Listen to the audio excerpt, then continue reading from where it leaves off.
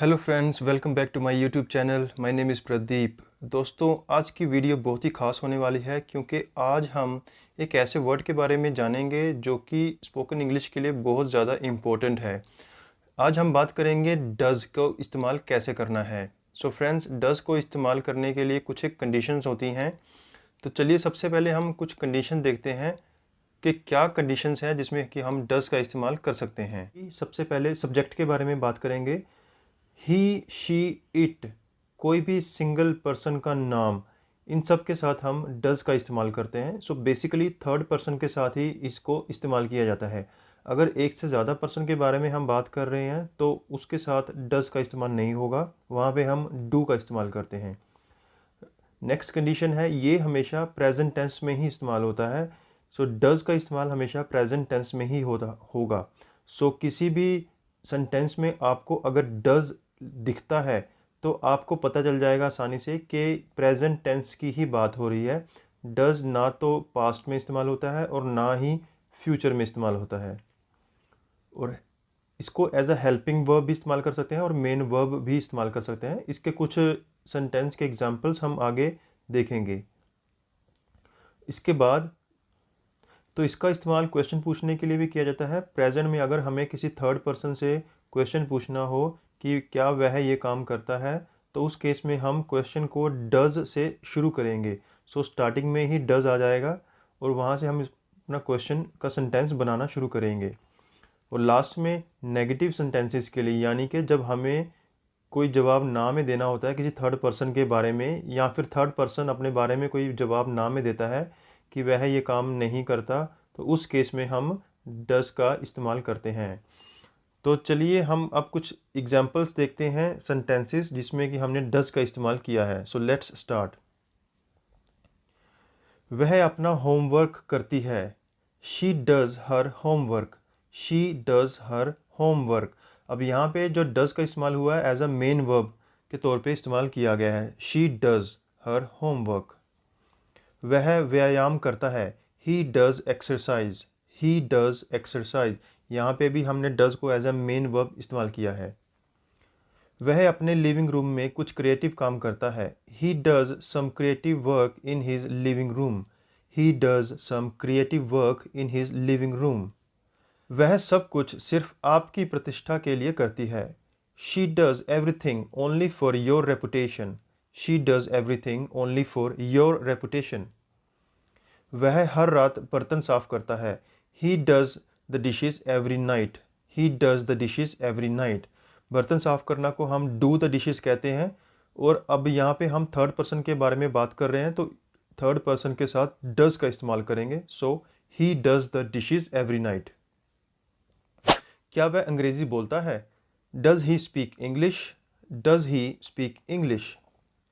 क्या वह टहलने जाता है? Does he go for a walk? Does he go for a walk. क्या अनीता इस खूबसूरत कैनवस को पेंट करती है? Does Anita paint this beautiful canvas?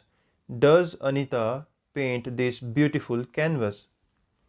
क्या वह रोज़ मंदिर जाती है? Does she go to temple daily? Does she go to temple daily. अब यहाँ पे हमने थर्ड पर्सन के बारे में क्वेश्चन पूछा है। सो डज़ को हमने सेंटेंस के स्टार्टिंग में ही यूज़ किया है। सो डज़ से हमने सेंटेंस बनाया है। Does she go to temple daily. क्या वह पारंपरिक खाना बाहर खाना पसंद करता है? Does he like to eat traditional food outside? Does he like to eat traditional food outside. क्या वह इस ड्रेस को ट्राई करना चाहती है? Does she want to try this dress? Does she want to try this dress. क्या Brazil में coffee पैदा होती है? क्या ब्राज़ील में कॉफ़ी पैदा होती है? Does coffee grow in Brazil? Does coffee grow in Brazil. क्या वह सुबह जल्दी उठती है? Does she get up early in the morning? Does she get up early in the morning. क्या उसे चॉकलेट पसंद है? Does she like the chocolate? Does she like the chocolate. क्या दक्षिण में बहुत बारिश होती है? Does it rain a lot in south? Does it rain a lot in the south. क्या यह हमेशा शोर करता है? Does it always make noise? Does it always make noise? वह कौन सी भाषा बोलता है? What language does he speak? What language does he speak? वह छुट्टियों में क्या करता है? What does he do on off days? What does he do on off days? Sania कहाँ रहती है? Where does Sania live? Where does Sania live? वह कब पढ़ती है? When does she study? When does she study? वह कब जागती है? When does she wake up? When does she wake up? वह नृत्य कक्षाओं में कब जाता है? When does he go for dance classes? When does he go for dance classes? वह अपना नाम कैसे लिखता है? How does he spell his name? How does he spell his name? वह चॉपस्टिक का उपयोग कैसे करता है? How does he use chopsticks? How does he use chopsticks? Chopsticks का इस्तेमाल हम नूडल्स या फिर चाउमीन वगैरह खाने के लिए करते हैं। उसे कौन सी जैकेट सबसे ज़्यादा पसंद है? Which jacket does he like the most? Which jacket does he like the most? यह एप्लीकेशन कैसे काम करता है? How does this application work? How does this application work? वह इस साल मेरी टीम में शामिल नहीं होना चाहता। He does not want to join my team this year. He doesn't want to join my team this year. अब इस सेंटेंस में हमने नकारात्मक जवाब दिया है, यानी कि एक नेगेटिव सेंटेंस को बनाया है जिसमें कि सामने वाला पर्सन इस काम को मना कर रहा है या फिर थर्ड पर्सन उस काम को मना कर रहा है। So he does not want to join my team this year. वह मुझे पसंद नहीं करती। She does not like me. She doesn't like me. Heena को कुत्ता नहीं चाहिए। Heena does not want a dog. Heena doesn't want a dog. वह अंग्रेज़ी नहीं समझता। He does not understand English. He doesn't understand English. उसे नहीं पता कि वह आएगा या नहीं। He does not know if he will come. He does not know if he will come. वह आपके साथ बाहर नहीं जाना चाहती। She doesn't want to go out with you.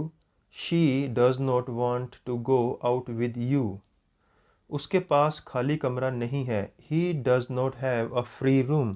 He doesn't have a free room. Mohan जन्मदिन की पार्टी में नहीं जाना चाहता। Mohan doesn't want to go for birthday party.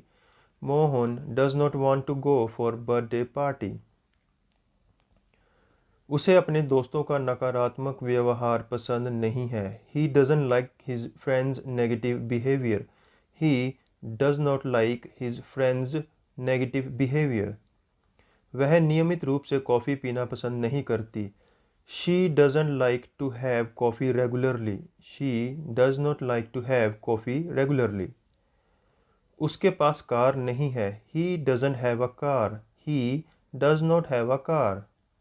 John French नहीं बोलता। John doesn't speak French.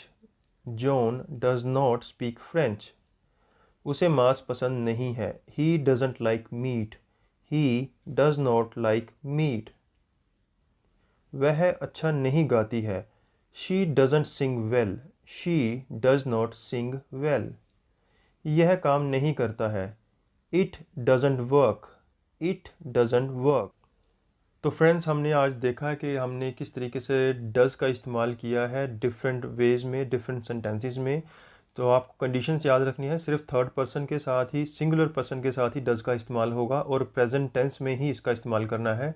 और जब भी आप सेंटेंस में डज़ देखें तो आपको पता चल जाएगा कि प्रेजेंट टेंस की बात हो रही है। और अगर क्वेश्चन पूछना है किसी थर्ड पर्सन से तो डज़ से हमें सेंटेंस की शुरुआत करनी होगी।